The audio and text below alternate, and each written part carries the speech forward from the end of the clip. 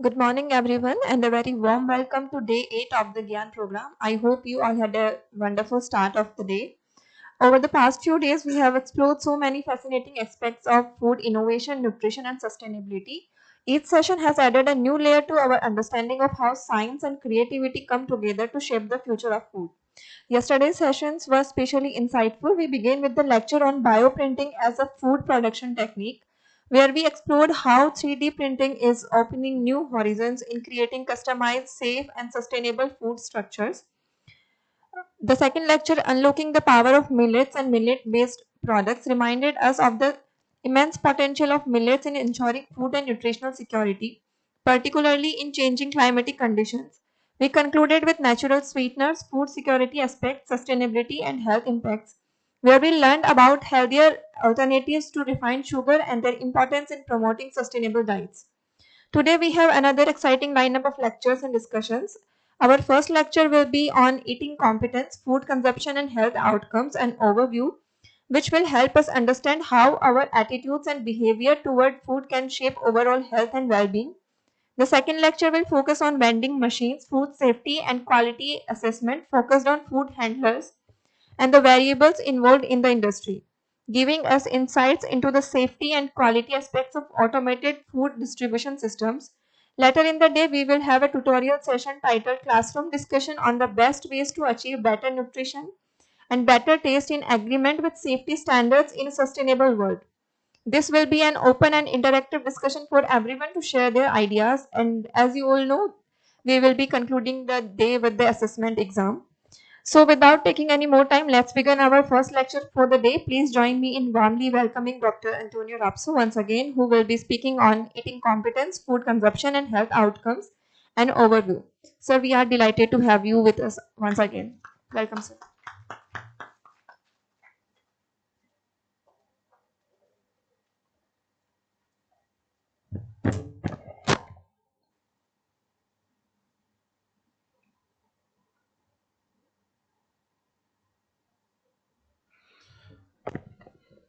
Good morning, and welcome you to one more day of our course. And we will start this session with an overview on eating competence, food consumption, and health outcomes, as it is showed in this slide.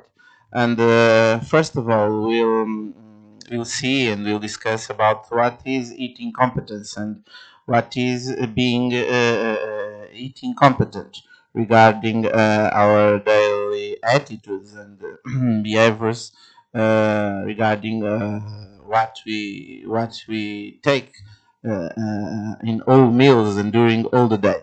So we have mainly four components when we talk about eating competence, and we have first of all the eating attitude, that is having a positive, relaxed and flexible interest in food and eating. The internal regulation, being naturally attentive to the internal signals of hunger, appetite, and satiety to guide how much to eat, supporting stable body weight. The food acceptance, being interested in food and having the capacity to accept and like a wide variety of foods, including new foods. We can relate it also this with another terminology we have learned in the previous sessions and discussed a lot, that was the food neophoria, and the contextual skills, meaning having resources to manage the food context, meal planning, and the permission to eat adequate amounts of the preferred foods at predictable times. So, when we can harmonize and conjugate all these components, we can say we are eating competence. This eating competence was developed for nutrition education and to characterize eating related behavior. And several researches show that this eating competence is related to diet quality and health indicators for various population groups. They are associated with increased consumption of fruits and vegetables, the adherence to the Mediterranean diet, and greater skills in managing the food context. Furthermore, studies revealed that individuals with higher eating competence This we can measure through a scale, and even higher values of eating competence tend to be more physically active, lower cardiovascular diseases or cardiovascular risk we can find, and also have better sleep quality. All of this is interconnected. So, eating competence is not restricted to the individual scope, but is also associated with positive eating habits by the family, by parents, when feeding school age children and preschool children. And findings also reveal that eating competence is linked to psychological and behavioral aspects, such as greater satisfaction with the body weight and lower frequency of behaviors associated with eating disorders. Considering that this eating competence is linked with health indicators in several groups of the population, developing skills that increase this eating competence might be a strategy to improve the quality of the diet and prevent some non-communicable diseases like obesity and others.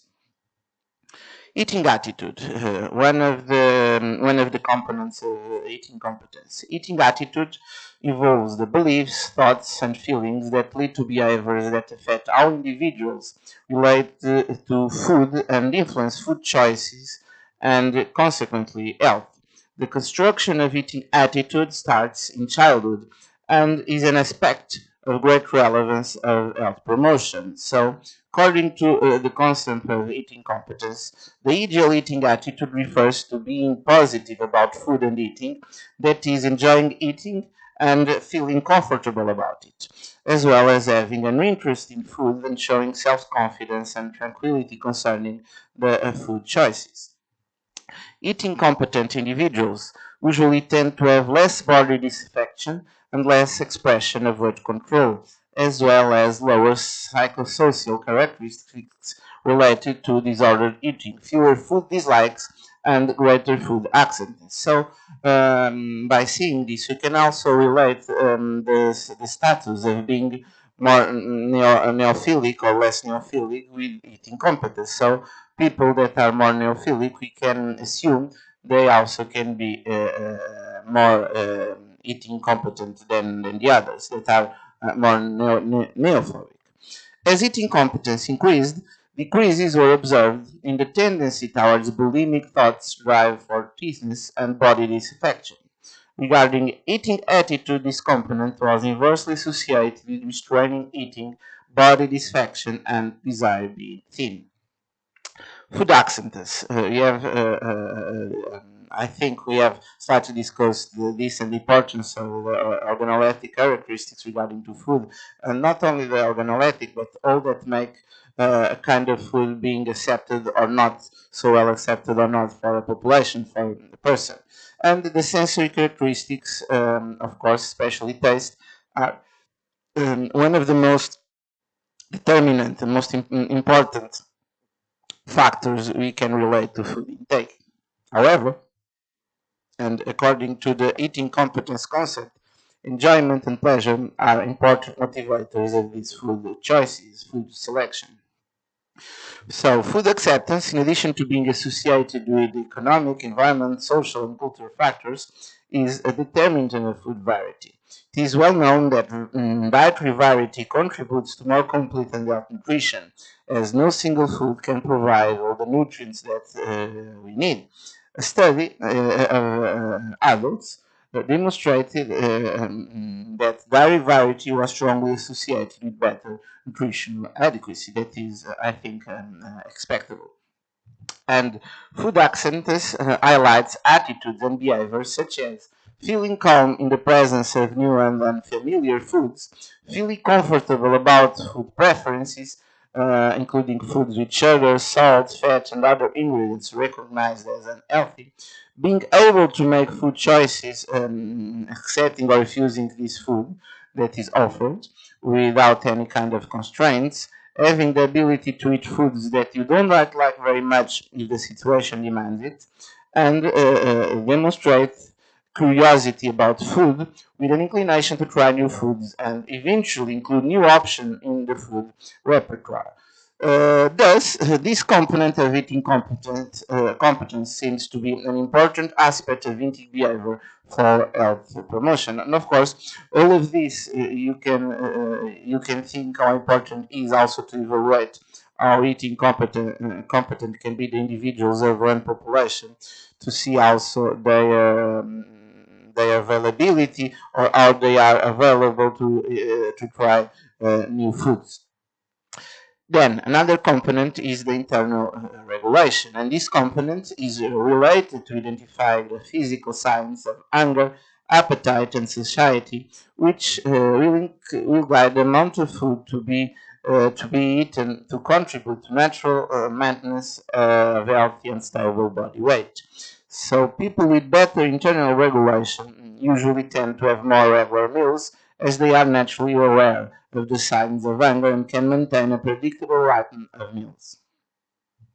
In addition, internal regulation allows confidence in the experience of satiety, which contributes not only to health stability but also to satisfaction with the body shape.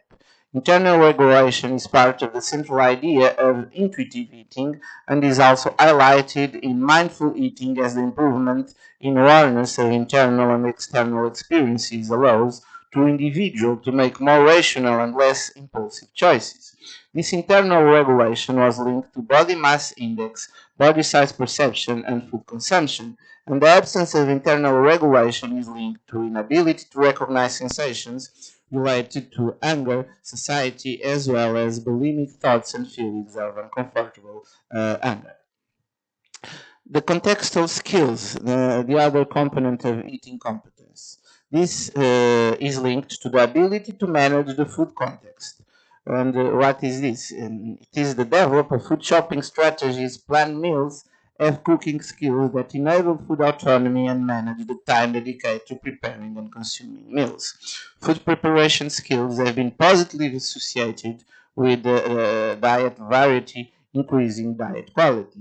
The cooking contributes to a healthier diet as it develops multiple knowledge about the different properties of food, making the cook acquire a conscious and objective attitude towards food, favoring the preparation of palatable, accurate, and good quality meals.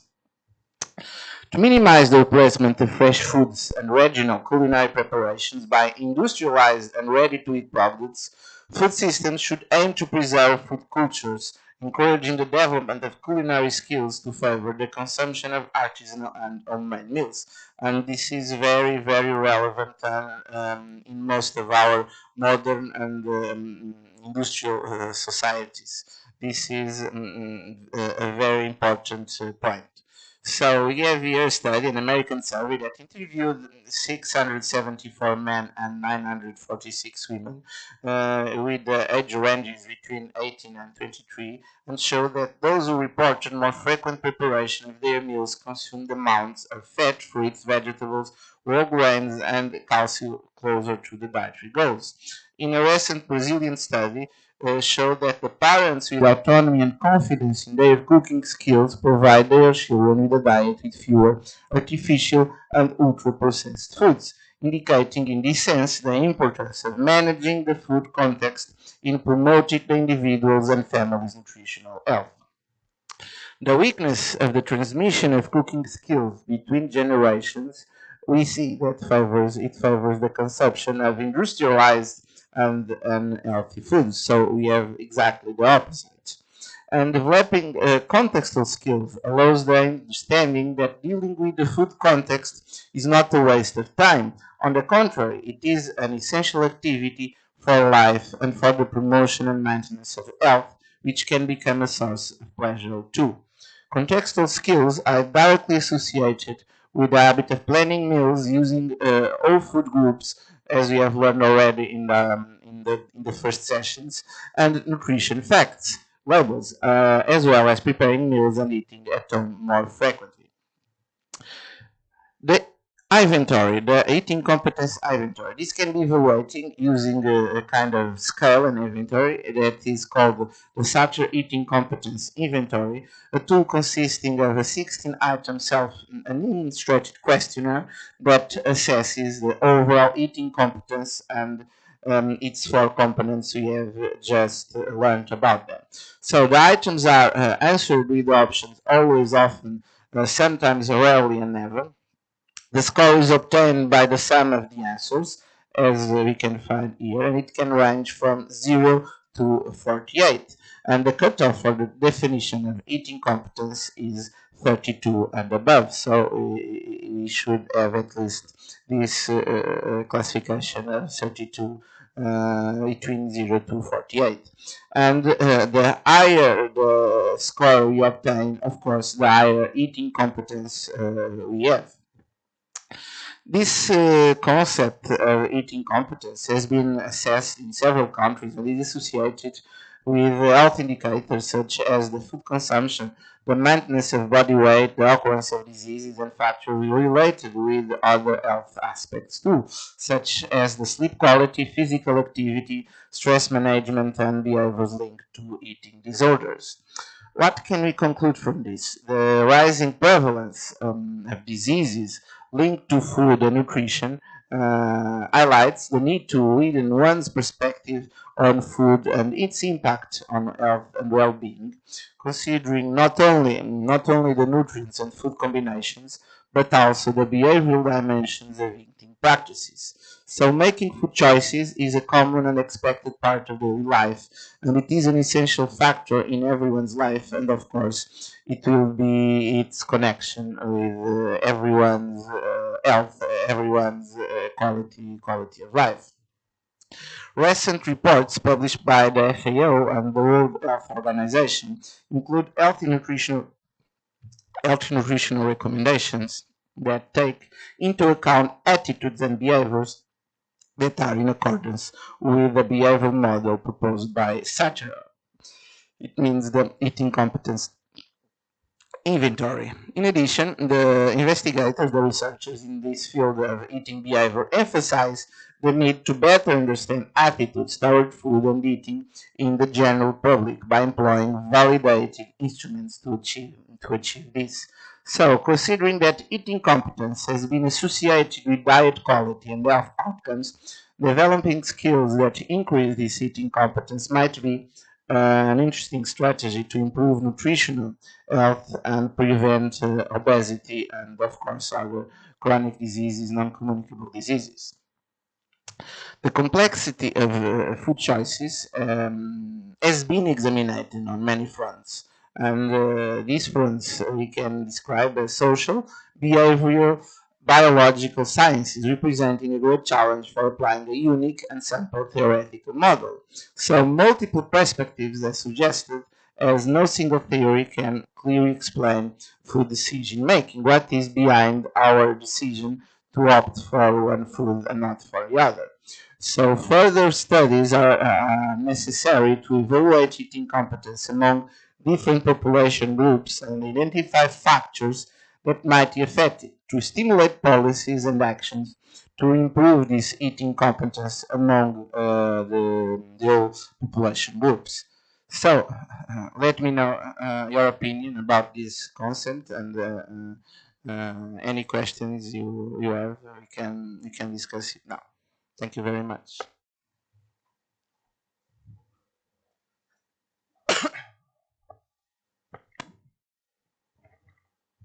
Have you already heard about this eating competence? Do you have uh, an eating competence inventory or scale validated here for the Indian population? Yes, no? I think no. I think you almost sure you don't have it. Let me know what you think about this. I will become to the first slide, or to the first slide where we have the components of the eating competence.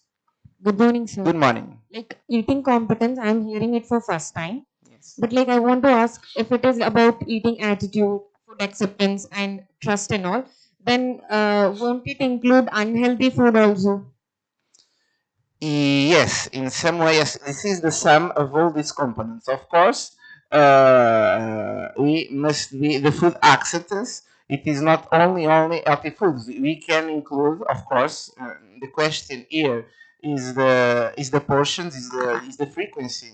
We will include some of kind of products in some guidelines. I didn't show here, but in some guidelines we have also sugar products, confectionery products in the top of the pyramid, that it's not forbidden. We don't say those foods are forbidden, because we have a statement that we say that what is forbidden, it is what people want more. So they are sold. They are food products. You will not die if you eat sometime a sweet or high fat product. But what you must know is this kind of choices, this kind of products should be less frequent than, of course, other elements you have to consume in a more frequent way. So yes, of course, the pleasure regarding to food, it is important. That is one of the main differences between us, for example, and the other animals, that we have this social and this pleasure related to eating. So of course this also has to be taken into consideration. But of course we have to take also in consideration the Like because importance. it's talking about like positive thing and trusting. So if someone likes to eat only unhealthy foods or junk foods, No. then how can it? Now we have to once again the education and the training, and of course all these learning skills that generation to generation must pass, and less the consuming of less industrialized products. That it is also included here. Of course, we have to find a balance. It is not saying, oh, I only like junk food, I only like industrialized, so I have a positive feeling only related to that, so I will be no eating. No, this is a lot of components, and of course, some of them are related to pleasure, to the food preferences, but others are related, of course, with healthy choices, So and then, how we to educate and train people to make these healthier choices more frequently.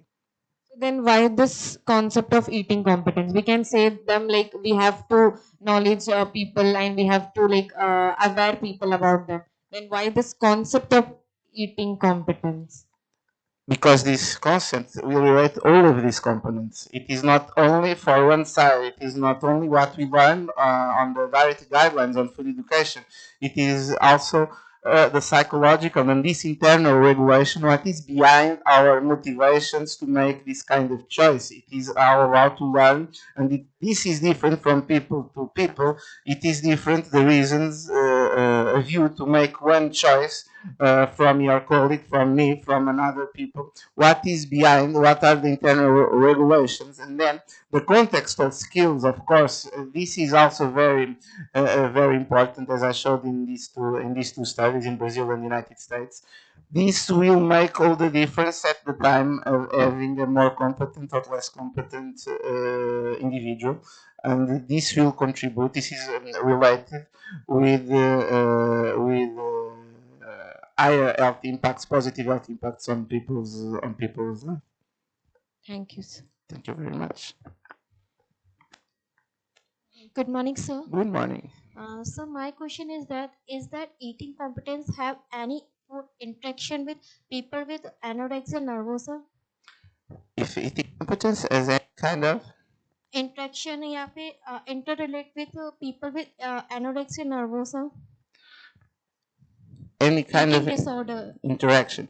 Yes, those diseases, anorexia and bulimic diseases, are some diseases that I say the treatment. It is, of course, the nutrition, the role of the nutritionist and the dietitian role is important, of course, but more than the nutrition therapy, the psychological accompaniment and therapy is also very important. If we see this concept of eating competence, it is more than the nutrition. We have here these internal regulations and all this psychological profile and analysis that is quite relevant. That the multidisciplinary action, not only from the nutrition part, but also with other health professionals, psychologically, it is very important. So yes, it is important to know, of course, what is behind the motivations of those people and to learn about it, and the competencies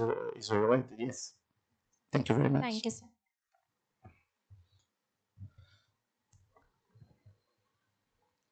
Good morning, sir. Good morning. Sir, how can we promote food curiosity and variety in the child's diet? How can we promote foodie curiosity? Well, it will depend a lot of the of the personality of the populations, and we have already found that when we were studying the monophobic or monophilic population. We have in some cases people more curious, people more interested in trying new things, new foods, just because they have curiosity. That one of the things we have to study. What is behind the motivations? Because I can be interested in tasting, try this new food for simply for curiosity, or for example, you have just told me this has some kind of healthy properties or health benefits, so that I will try if I can include it in my daily diet. So of course it is important. Now, how can we stimulate the people to be more curious in trying those things? It is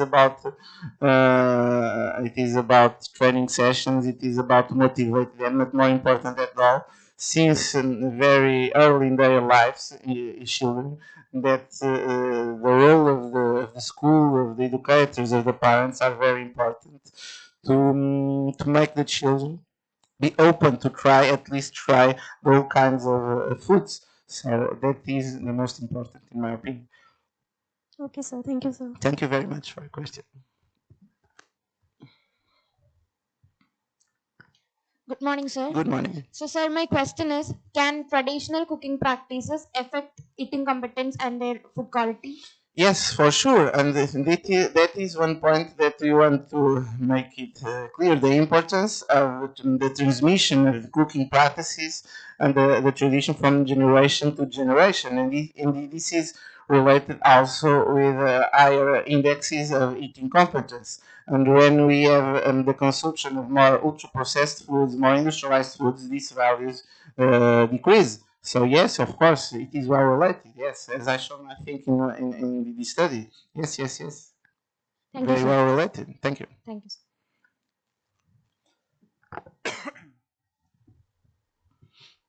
Good morning, Good sir. morning. So my question is like how the developing eating competence can address the growing problem of obesity and unhealthy food behavior when it is focusing more on eating like enjoy the eating rather than feeling anxious and guilty about the food we eat.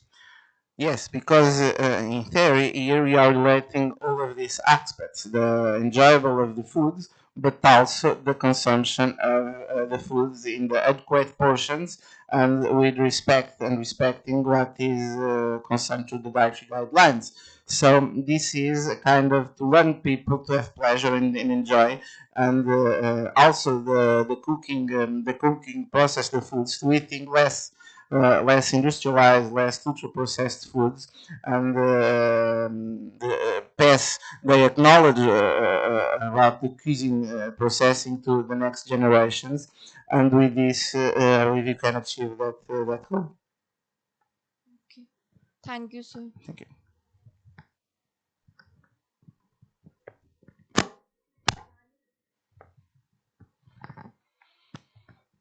Good morning, sir. Good morning. So, what direction in research are most promising for linking eating competence with better population health in future? Linking the eating competence with the healthy of the population in the future. Yeah. Yes, what we want is competent individuals that they have pleasure in what they eat, and these behaviors are linked and are in regard with the guidelines and recommendations that organizations like the FAO and the World Health Organizations preconize. So, of course, and for having these more eating competent individuals, it is important to know and to study what is behind their motivations, behind the options they made regarding food. So only when we have this knowledge, we can make some actions to modulate, to change these behaviors. And you only can have a training session or care explain and have good results if you know very well what is behind the motivations of that people. So with that knowledge, I believe they can be more effective. And Yes, it is related, and it is well demonstrated in several studies that more competent eating individuals are related with less prevalence of this non-chronic, this chronic disease, non-communicable disease like obesity and others. So, yes, it is related. We find that kind of relationship. Thank you, sir. Thank you.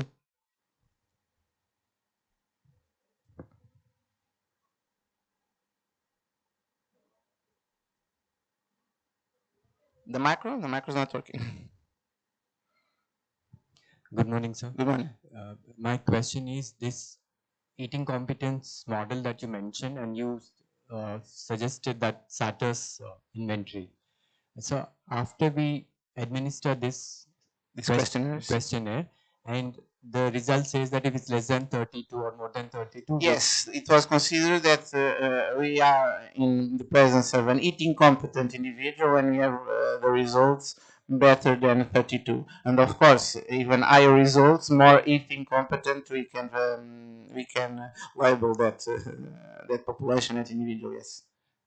so would you recommend any literature or your studies where if the score is less than 32, what steps or strategies can we aim both at an individual level and both and at a group level or a community level strategies to improve the eating competence? Yes, of course, that is what we have been talking about. After we, for example, to know the eating competence level of some population, then we can assess and we can evaluate the reasons that are behind that eating competence, and by evaluating this inventory. So we can see where are the less punctuations are related with the eating attitude, internal regulation, food acceptance, because this questionnaire inventory is divided and regarded with these four components, and of course then with the results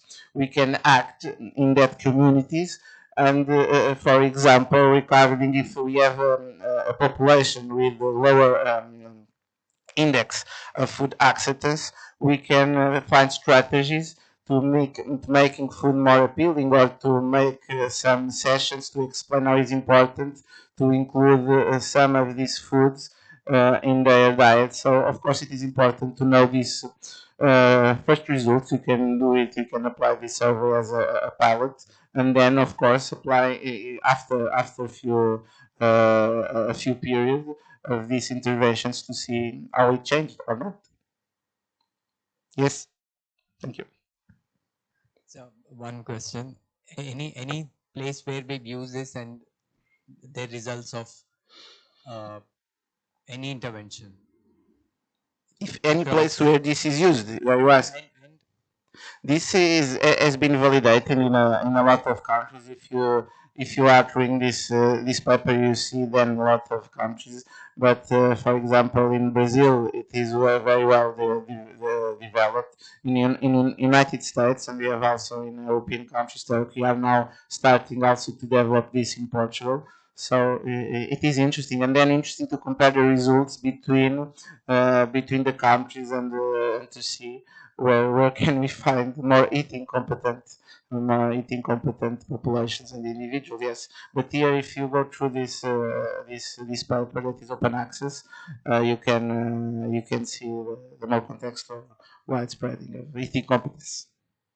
so one more question, in general question, in India nowadays both the husband and the wife work in most places in the urban places, and even in rural areas the wife also has to go to the fields to work. Now in US I'm told that they do not have any domestic help or maids, they have to do everything on their own. In US, how does it work in Europe? How, because you said that Everything, no, cooking. but most, yes, we have we can say very industrialized societies. It is not 100%, but yes, of course you have also rural areas and people living there, but the mainly population is focused on the main urban centers, and there it is complicated to have eating habits, for example, compared with other rural areas that the production, the process of food is quite different. Yes, but that is also the context and a very different context. And yeah, and this is also incorporated here when we considering the ET competence, the contextual skills also. Yes. So I'm staying here, and Yes. since I'm staying outside my home, I have to depend on food from the restaurants or the hostels. So even if I know that this is not the right food to eat, but since I do not have a choice or limited choices, That is I your can context. say yes. Yes. Yes, and of course that is related. You, for example, you have preferable choices, but you don't have access to the choices. So of course that is contemplated. But how long you will eating in this context in this hostel, for example, that is also related. The thing is what we will eat or what will be our food habits for 5 days, for 2 weeks. Another thing is the frequently what we eat during our life, during 1 year, during 2 years. Thank you, sir. Thank you.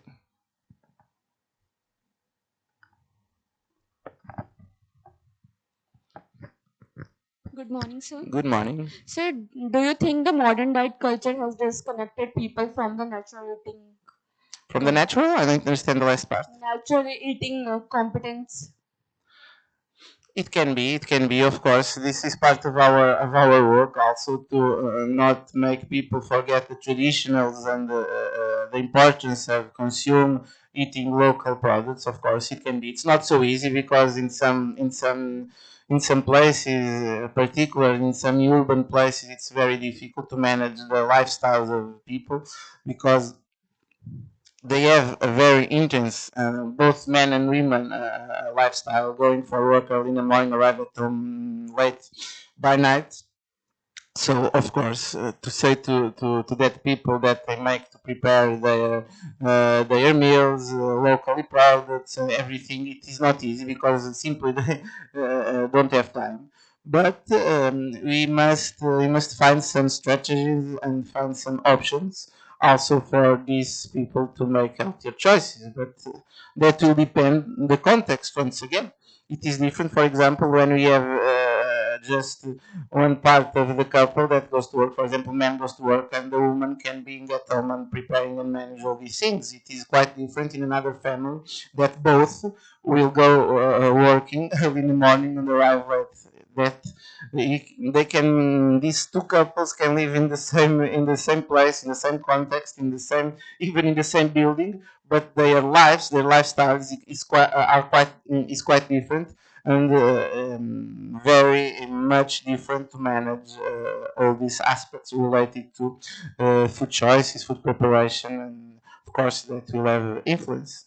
Sir, I would also like to know in your area which traditional food re- replaced by replaced by the modern diet.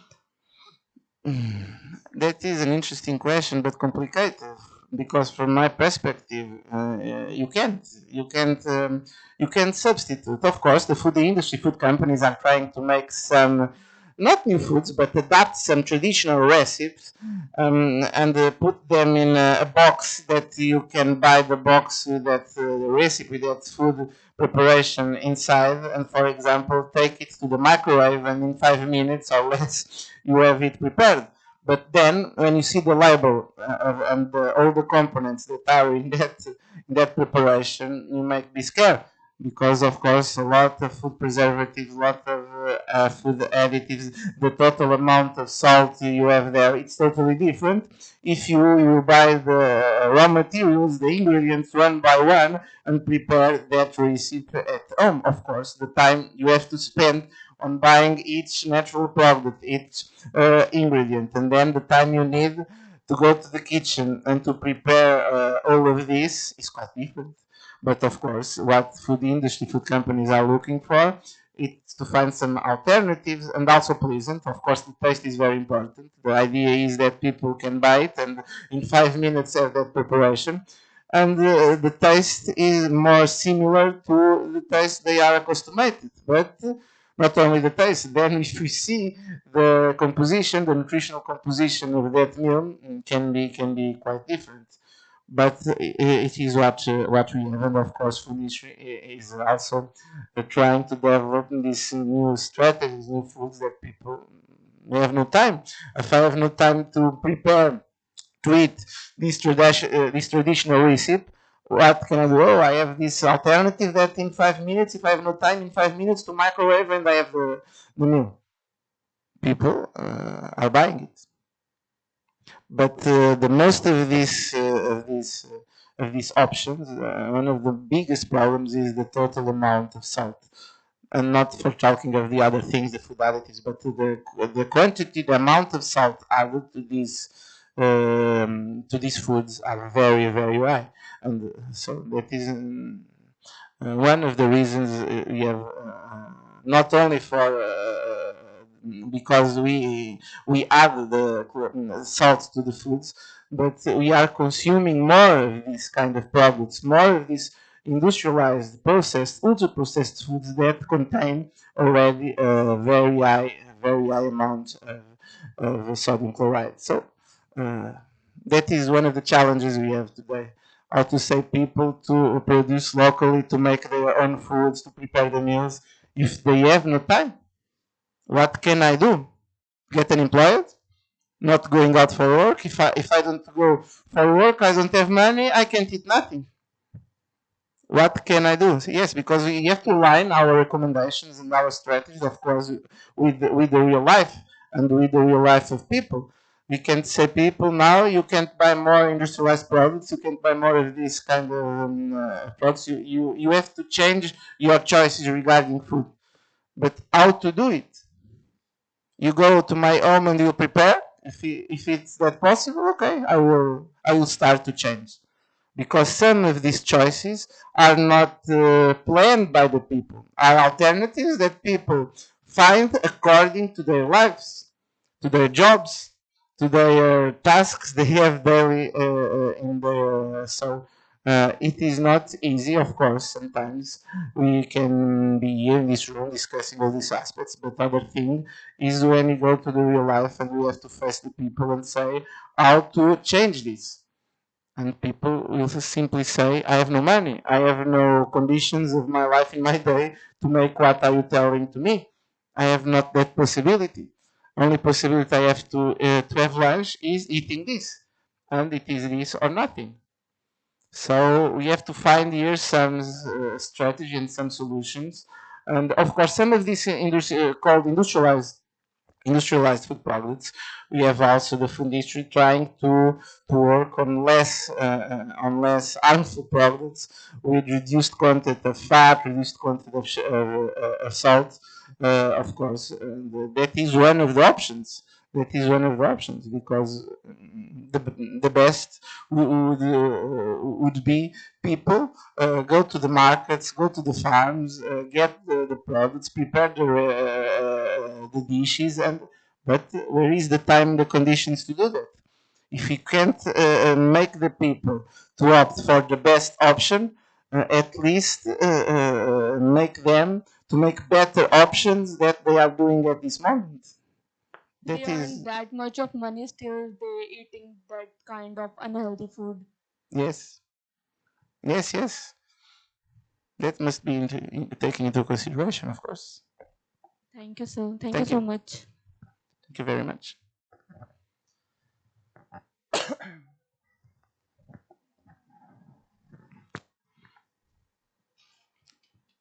Good morning, sir. Good morning.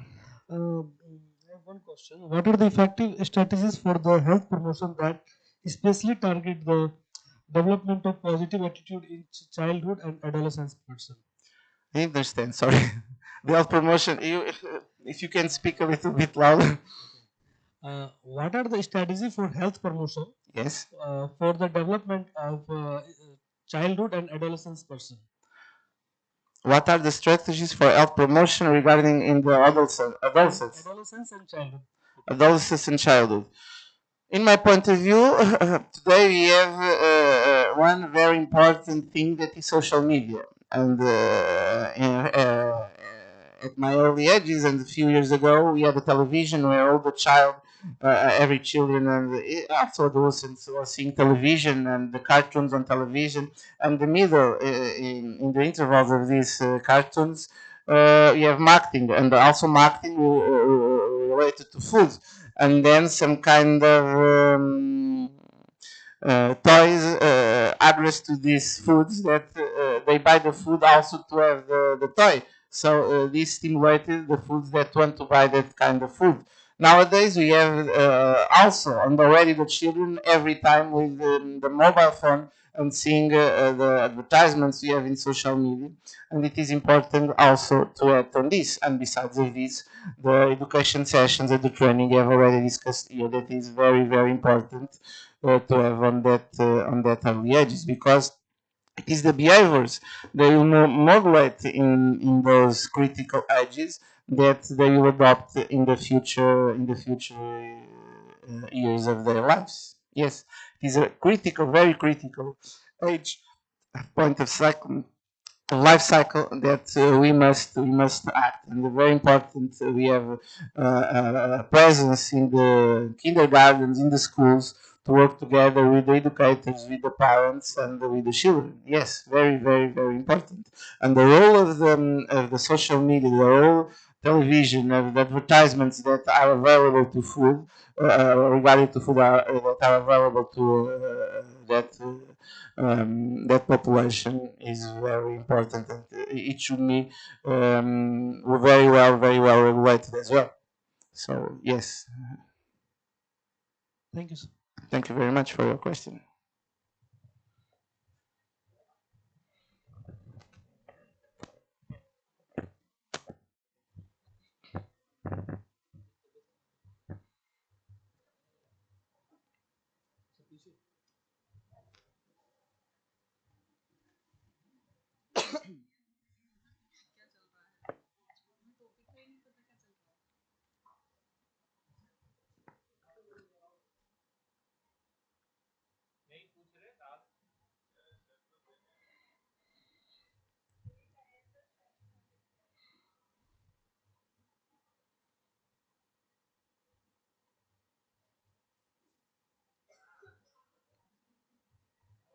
Okay, thank you.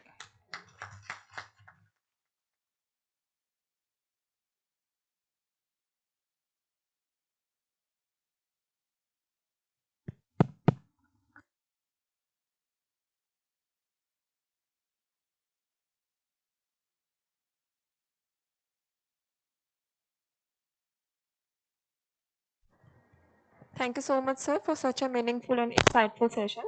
Your talk gave us a deeper understanding of how eating competence is not just about what we eat, but also about our attitude towards food, our awareness of hunger and fullness, and the way we manage our food environment. It was truly interesting to learn how factors like food acceptance, internal regulation, and contextual skills can shape our overall health and well being. Your presentation has encouraged us to look at food behavior more holistically, combining nutrition, psychology, and lifestyle for a balanced approach to healthy living. With that, we conclude the first lecture of the day. We'll now take a short tea break before we move on to the next session. Please be back on time so we can continue our second lecture. Thank you.